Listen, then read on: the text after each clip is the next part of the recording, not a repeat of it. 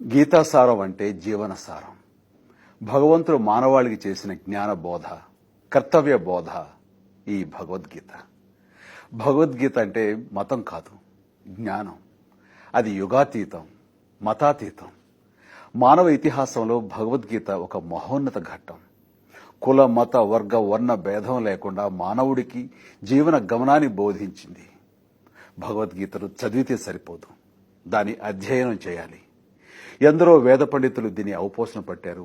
ఇంకెందరో చంద్రుకో నూలుపోగులా దీన్ని ప్రజలకు అర్థమయ్యేలా చెప్పేందుకు ప్రయత్నం చేశారు.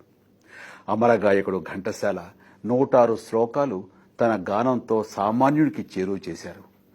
ఇప్పుడు మన గంగాధర శాస్త్రి ఈ సంపూర్ణ భగవద్గీత గానంతో పునీతుడయ్యాడు.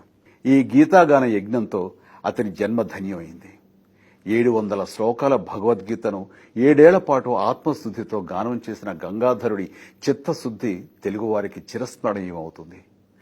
భారతదేశంలో ఏ గాయకుడు చేయని ఈ అపూర్వ ప్రయత్నానికి నా హృదయపూర్వక అభినందనలు. ఇది విశ్వమానవాళి కోసం ఓ తెలుగువాడు చేసిన విశ్వ ప్రయత్నం. మన గంగాధర శాస్త్రిని అభినందిద్దాం, మనస్ఫూర్తిగా ఆశీర్వదిద్దాం.